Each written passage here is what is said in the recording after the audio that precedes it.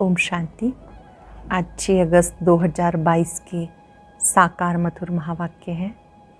आज की मधुर मुरली में बाबा बच्चों को संगम युग का महत्व समझा रहे हैं। ये पुरुषोत्तम संगम युग कल्याणकारी युग है, जिसमें आत्मा और परमात्मा का मिलन होता है। यहाँ ब्रह्मपुत्रा नदी और सागर का संगम होता है। यहाँ पर आप अपने जीवन को हीरे तुल्य बनाते हो। इस संगम के महत्व को समझना है। जब तक जीना है, अच्छी तरह से पुरुषार्थ करना है। उसके लिए शिक्षाएं मिलती रहती हैं। शिव बाबा ब्रह्मा के द्वारा सब वेदों शास्त्रों का सार समझाते हैं। सृष्टि के आदि मध्य अंत की पूरी कहानी सुनाते हैं। आत्मा ज्योति बिंदु है, इसलिए भ्रिकुटी में तिलक दिया जाता है। बाबा ज्योति बिंदु है, राज तिलक भी भ्रिकुटी में दिया जाता है।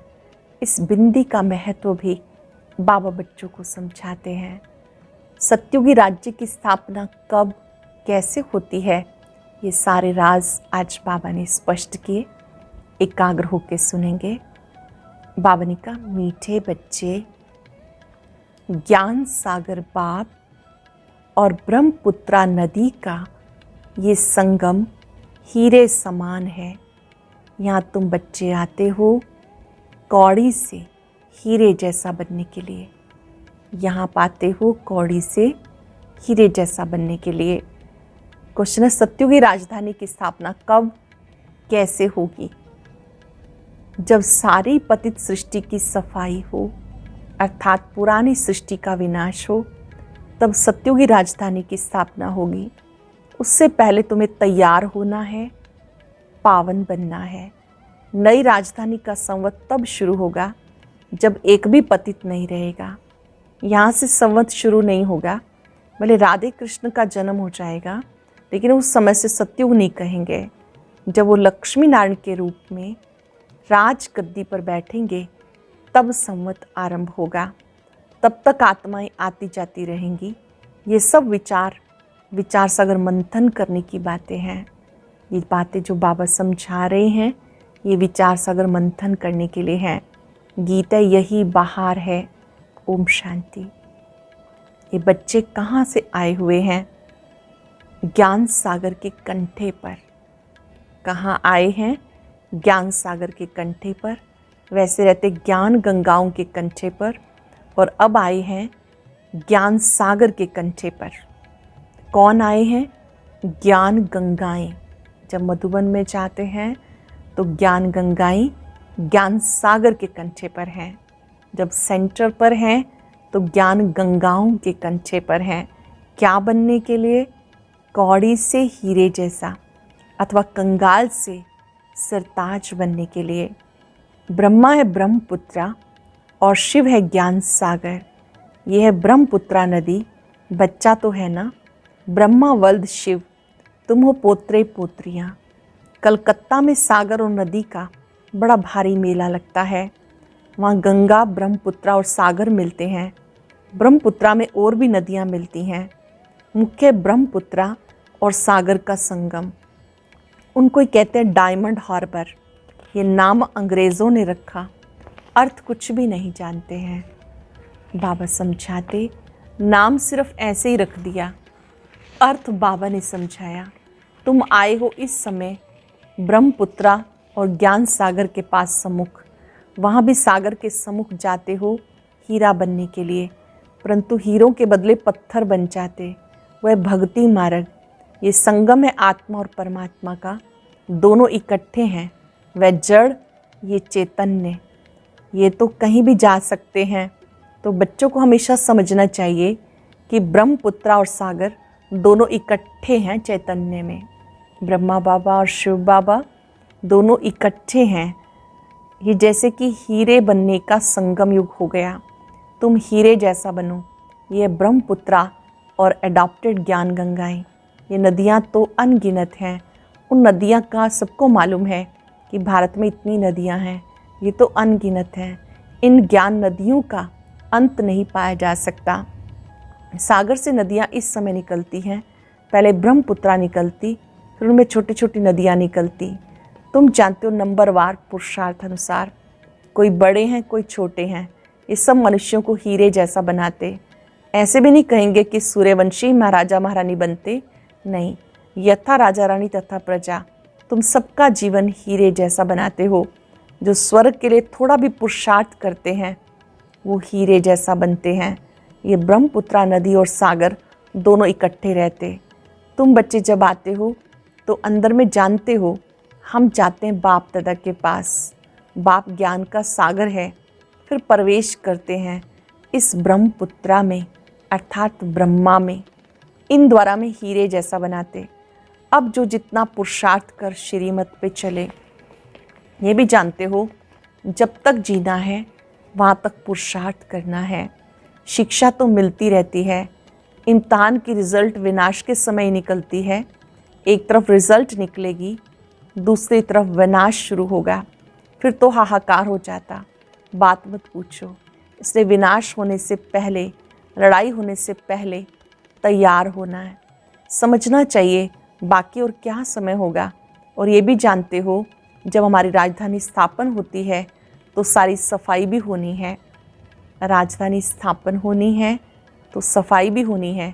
तुम पावन बनते रहते हो, वो है पतित। सब पतित खलास हो जाएं, हिसाब किताब चुकतू कर सब वापस चले जाएं, एक भी पतित ना रहे, तब कहेंगे पावन दुनिया। तुम इस समय हो पावन, परंतु सारी दुनिया तो पावन नहीं है। पावन बनेगी जरूर, जब विनाश होगा तब सारी दुनिया पावन होगी, उसको नई दुनिया कहेंगे। नई दुनिया का समझ कोई पूछे तो समझाना चाहिए। जब महाराजा महारानी तख्त पर बैठते हैं तब नया संवत शुरू होता है। जब तक नया संवत शुरू हो तब तक पुराना जरूर कायम रहेगा। यहाँ से संवत शुरू नहीं होगा। हम ब्राह्मण भले नए हैं, परंतु दुनिया अथवा सारी पृथ्वी थोड़ा ही नई है। अभी है संगम, कलयुग के बाद सतयुग आना है। हम कहते ही हैं first Prince princess Radhe Krishna, फिर भी हम उस समय सतयुग नहीं कहेंगे। जब तक लक्ष्मी नारायण तख्त पर नहीं बैठे तब तक कुछ ना कुछ खिटपिट होती रहेगी। पहले राधे कृष्ण आ जाते। देखो ये है विचार सागर मंथन करने की बातें। सतयुग जब शुरू होगा तब संवत शुरू होगा। सूर्यवंशी डायनेस्टी का संवत फलाना, परंतु प्रिंस प्रिंसेस के नाम पर संवत नहीं होता। बाकी बीच के समय में आना जाना होता रहता। चीचे मनुष्यों को जाना है, उनको भी जाना है। कुछ ना कुछ बचे हुए तो रहते हैं। जो भी बचे हुए होंगे वह भी वापस जाएं, टाइम तो लगता है। ये कौन समझाते हैं?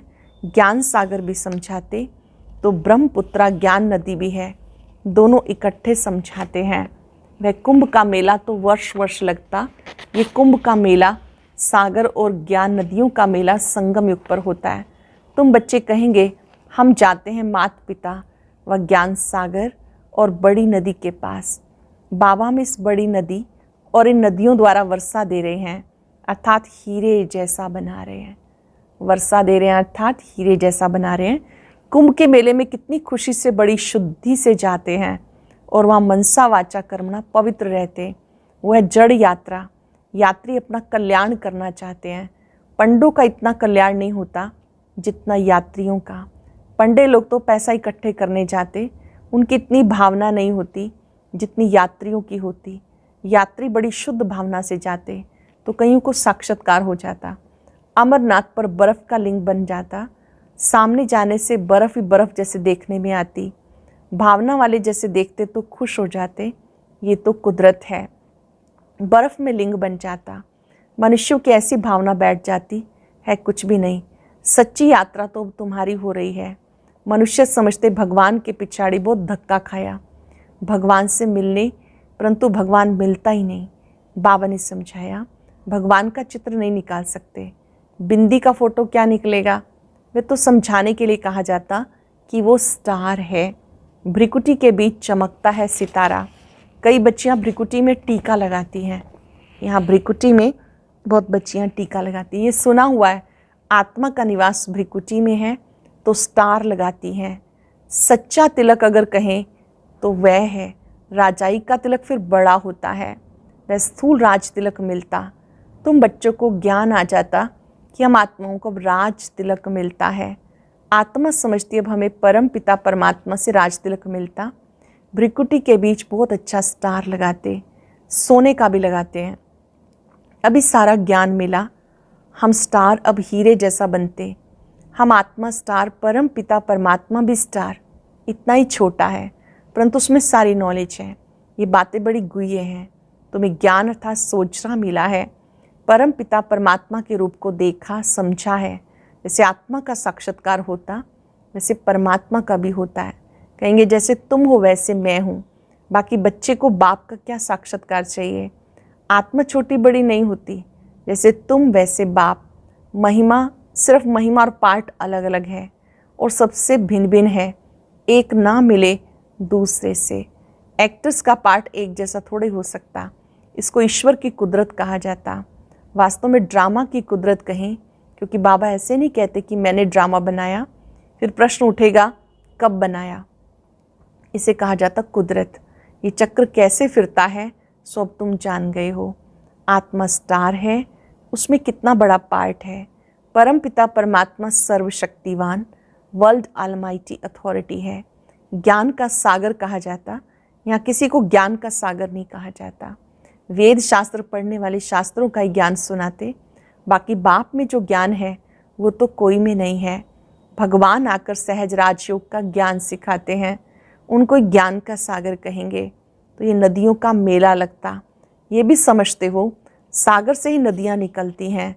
कई बच्चों को ये भी मालूम नहीं रहता। वैसे ही तुम्हारी बातों को भी कोई नहीं जानते। ज्ञान सागर कैसे आता होगा। ज्ञान सागर शिव बाबा कैसे आता होगा, उसमें ज्ञान गंगाएं कैसे ज्ञान पाती होंगी। यह ज्ञान की बातें मनुष्यों द्वारा बुद्धि में जो बातें बैठी तो सच्ची बातों का किसी को पता नहीं। तुम उस सागर और ज्ञान सागर को जान गए हो। अब वह सागर और नदियाँ तो दुख देती रहती। सागर भी उछल पड़े तो कितना नुकसान कर देते हैं। अभी ज्ञान सागर पतित पावन को सब याद करते हैं। उस सागर व नदियों को कोई याद नहीं करते। पतित पावन ज्ञान सागर को याद करते हैं। उस सागर से नदियाँ निकलती। उनके नाम रूप देश काल को कोई नहीं जानते। भले शिव नाम कहते भी हैं, सिर्फ लिंग का नाम रख दिया। बाबा का नाम अविनाशी है ना। शिव बाबा रचयिता एक है, उनकी रचना भी एक है और अनादि है। कैसे अनादि है वो बाप बैठ समझाते। सत्युग में त्योहार आदि कुछ भी होते नहीं, सब गायब हो जाते। फिर भक्ति मार्ग में शुरू होंगे। मनुष्य समझते स्वर्ग था, फिर स्वर्ग आएगा, परंतु इस समय तो नरक है। इसकी आयु का किसी को पता नहीं। घोर अंधियारा है। कल्प की आयु का किसी को पता नहीं। कहते ये जो ड्रामा है ये फिरता रहता है, परंतु आयु का पता न होने के कारण कुछ भी समझते नहीं। ब्रह्मा के मुख द्वारा बाबा बैठ सब वेदों शास्त्रों का सार समझाते हैं। शिव बाबा ब्रह्मा मुख कमल से सब वेदों शास्त्रों का सार समझाते। उन्होंने फिर ब्रह्मा के हाथ में शास्त्र दे दिए। वह भी सब शास्त्र हाथ में थोड़े पकड़ सकते। वह ब्रह्मा द्वारा कोई सब शास्त्र थोड़े ही सुनाते। जानते सब भक्ति मार्ग के हैं। ये तो पढ़ते आए, कब से पढ़ते आए जानते कुछ नहीं। सिर्फ कह देते ये अनादि है। वेद व्यास ने रचे, वेदों को ऊंचा मानते, परंतु लिखा हुआ है वेद शास्त्र आदि सब गीता की रचना है। तुम बच्चे जानते हो ये वेद शास्त्र आदि वही फिर बनेंगे, फिर वह नाम रखेंगे। अब तुम जानते हो हम फिर से पूज्य बन रहे हैं, फिर पुजारी बनेंगे तो मंदिर आदि बनाएंगे। राजा रानी मंदिर बनाएंगे तो प्रजा भी बनाएगी। भक्ति मार्ग शुरू होने से फिर सब मंदिर बनाने लगते, घर घर में भी बनाएंगे। लक्ष्मी नारायण की राजधानी में तो राधे कृष्ण का मंदिर बन नहीं सकता। मंदिर तो भक्ति मार्ग में बनते। जैसे जैसे गिरते जाते मंदिर बनाते जाते। सूर्यवंशी चंद्रवंशियों की जो प्रॉपर्टी है वह वैश्यवंशी शूद्रवंशी भोगते हैं, नहीं तो वो राजाई कहाँ से आई। प्रॉपर्टी चलती आती। बड़ी बड़ी जो प्रॉपर्टी है वह छोटी छोटी होते, आखिर कुछ भी नहीं रहता। आपस में बांटते जाते। तो बच्चों को अब समझ में आ गया कैसे हम पूज्य बनते हैं, कितना समय बनते हैं, फिर कैसे पुजारी बनते हैं। अब समझ गए ना कि परम पिता परमात्मा का नाम रूप देश काल और उनका पार्ट क्या है। भक्ति मार्ग में भक्तों की शुद्ध भावना बाप ही पूरी करते हैं। अशुद्ध भावना रावण पूरी करते हैं। अब तुम्हें ज्ञान सागर से सारा ज्ञान बुद्धि में बिठाया। ज्ञान सागर ने सारा ज्ञान बुद्धि में बिठाया। सब तो नहीं समझेंगे, जो कल्प पहले वाले हैं वही निकलते रहेंगे। अच्छा, मीठे मीठे सिक्के लदे बच्चों प्रति माता पिता बाप दादा का याद प्यार। Good morning. रूहानी बाप की रूहानी बच्चों को नमस्ते। रूहानी बच्चों की रूहानी बाप दादा को नमस्ते। Good morning. शुक्रिया बाबा, शुक्रिया। धारणा के लिए सार। पहले पॉइंट है, जब तक जीना है पुरुषार्थ करते रहना है, बाबा की शिक्षाओं को अमल में लाना है, बाप समान मास्टर ज्ञान सागर बनना है, रूहानी पंडा बन सबको सच्ची यात्रा करानी है, हीरे जैसा बनना और बनाना है। वरदान है, श्रेष्ठ और शुभ वृत्ति द्वारा वाणी और कर्म को श्रेष्ठ बनाने वाले विश्व परिवर्तक भव। श्रेष्ठ और शुभ वृत्ति द्वारा वाणी और कर्म को श्रेष्ठ बनाने वाले विश्व परिवर्तक भव। जो बच्चे अपनी कमज़ोर वृत्तियों को मिटाकर शुभ और श्रेष्ठ वृत्ति धारण करने का व्रत लेते हैं, उन्हें ये सृष्टि भी श्रेष्ठ नजर आती है। वृत्ति से दृष्टि और कृति का भी कनेक्शन है। कोई भी अच्छी व बुरी बात पहले वृत्ति में धारण होती है, फिर वाणी और कर्म में आती है। वृत्ति श्रेष्ठ होना माना वाणी और कर्म स्वतः ही श्रेष्ठ होना। वृत्ति से वाइब्रेशन वायुमंडल बनता है। वृत्ति से वाइब्रेशन वायुमंडल बनता है। श्रेष्ठ वृत्ति का व्रत धारण करने वाले विश्व परिवर्तक स्वतः ही बन जाते हैं। जिनकी वृत्ति श्रेष्ठ है वो स्वतः ही विश्व परिवर्तक बन जाते हैं। स्लोगन है, विदेही व अशरीरी बनने का अभ्यास करो तो किसी के भी मन के भाव को जान लेंगे। विदेही व अशरीरी बनने का अभ्यास करो तो किसी के भी मन के भाव को जान लेंगे। आज हम अभ्यास करेंगे, मैं विश्व परिवर्तक आत्मा हूँ। मुझे अपनी वृत्ति सदा और सर्वदा सबके लिए श्रेष्ठ रखनी है। जैसे बाबा की वृत्ति में सबके लिए कल्याण समाया है, ऐसे मैं भी बाप समान हूँ।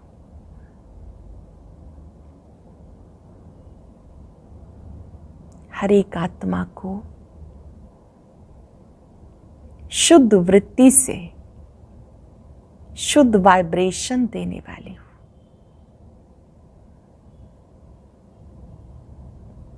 सभी आत्माएं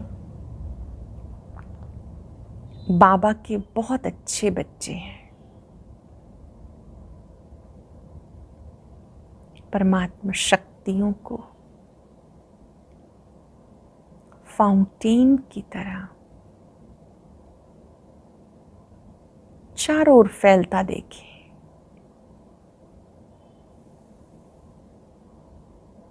मैं स्वपरिवर्तक सो विश्व परिवर्तक आत्मा हूं।